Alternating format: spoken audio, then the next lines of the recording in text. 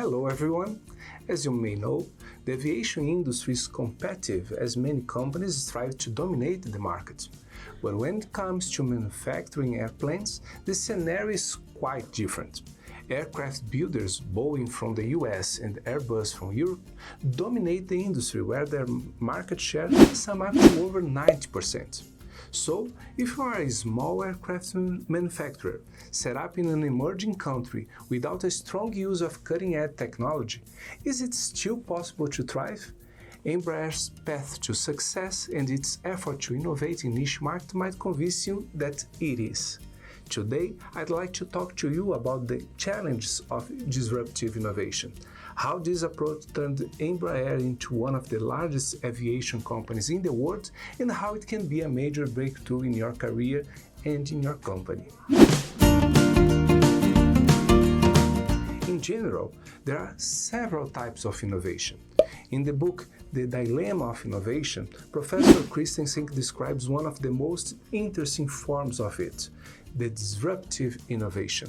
It's a transforming market phenomenon that emphasizes the creation of products which, in the beginning, may be even worse in terms of performance. However, these new products offer other valuable features that are important for the company, apart of course from attracting new clients and creating new markets. Most people think that big companies, considering their abundance of resources and high power in the market, should be responsible for most of disruptive innovation in the world. This is not always true. Reality shows us quite the opposite. Surprisingly, leading companies in many industries fail to innovate, which may backfire in the future and lead to market share loss. Let's stop here for a minute. Do you think it's possible to say that the same attributes that make a company successful put it at risk? A good managerial decision can either be to play safely in order to protect the company's capital, or to take a risk by investing in new technology, which may gain a bigger market in the future. Is there a right or wrong strategy? Well, the answer is no, because either of these decisions can lead to success or failure. This is called the innovator's dilemma presented in Christensen's book. Considering that new products simply cannot compete with existing ones, in terms of quality most managers of large companies don't consider disruptive technologies a threat. With this in mind, managers don't want to waste their time and energy on projects of a smaller scale that don't provide immediate stark advantage for the company or for their careers. In business, there is no certainty ever, especially when taking risks, and at the end of the day, a possible failure could stain a manager's reputation. So, managers prefer to focus on conventional technologies, what we call sure bets. Another expert in innovation, Professor Tendai Vicky, says that most companies used to be startups one day, and as they grow and become successful, they gradually start to protect their core business and, as a result, become mentally reluctant to innovation. As we can see, bureaucracy and traditional management strangles an out-of-the-box thinking and clouds the capacity of companies noticing new trends. Then, what is the secret to success? Well, it all depends on the capacity to select the right managerial tools for an already well-established business model and other tools for projects that are still in early stages of development. I guess you have already started to realize that it's not easy for an organization to be able to do these two things at once: manage core products and at the same time choose the right disruptive ideas along the way. And it's also necessary for companies to have a very rare type of management culture. This is what we call an ambidextrous organizational culture. An organization that would be good at both execution and research. The most interesting thing here is that the road to long-term success for organizations in general lies in the balance between stable sure bets and new risky plans. Bear in mind that what we might be considered a successful product today can become obsolete over the years. This is why companies have to always remain alert and constantly look ahead. This balance is what makes Embraer one of the most successful companies in terms of innovation since it was founded. In 2018, Embraer generated over $5 billion and is now one of the leaders in the prosperous executive and regional aircraft segments.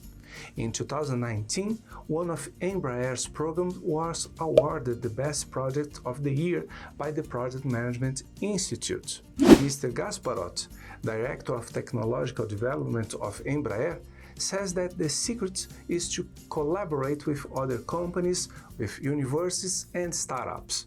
Just so you can have an idea of the company's potential, let me show you a bit more about its latest project.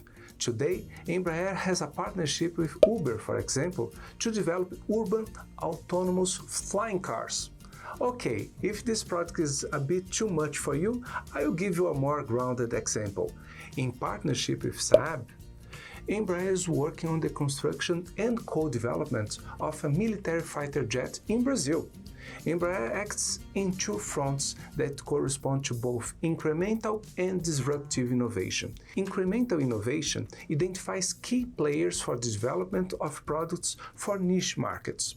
These products are usually created for current and, let's say, foreseeable needs and are developed within the usual deadlines of the industry.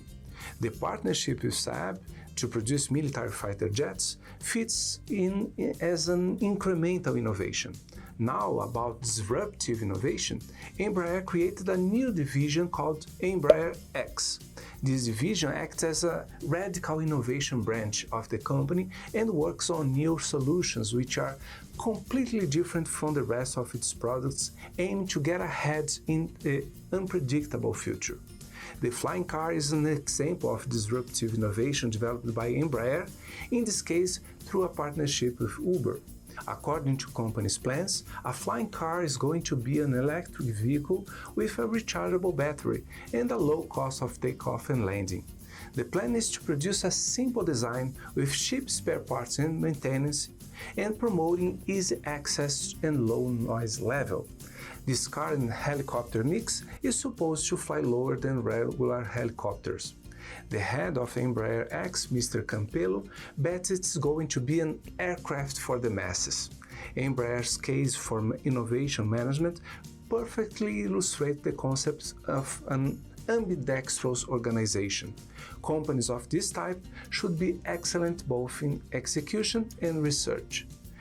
In order to achieve it, firms should implement a balanced ecosystem that would include current predictable products and the so-called transformational products that lead to disruptive innovation. Now you may wonder, what about the social impact of innovation? Jeff Holden, Uber product manager, assures that these flying cars will be greener than cars due to its clean energy, safety, affordable price, and the advantage of reducing travel time from cities' outskirts to business centers. The expectation is that a trip between cities which are, let's say, 50 miles apart will be reduced from 2 hours to 18 minutes and for half of the price of an Uber Black. Of course, it's still not clear if these bold plans marked with environmental and social concerns will ever come true, but time will tell. If companies are unable to create, anticipate, or at least follow the market trends, it puts its own existence at risk. So remember, innovation is a must.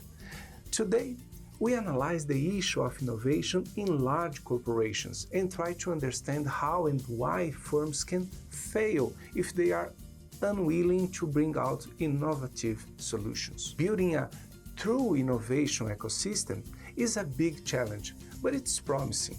Embraer is just one of the many companies which we can call innovative. Do you know any interesting case of incremental or disruptive innovation? If so, please share with us your examples in the comments below. I'll be more than happy to hear from you. If you want to access the full content of my article about this subject, I will leave the link in the video's description. Next week, we'll be meeting again here at the Americas Business Channel for another new discussion about current management topics and business case to help us better understand the business world. See you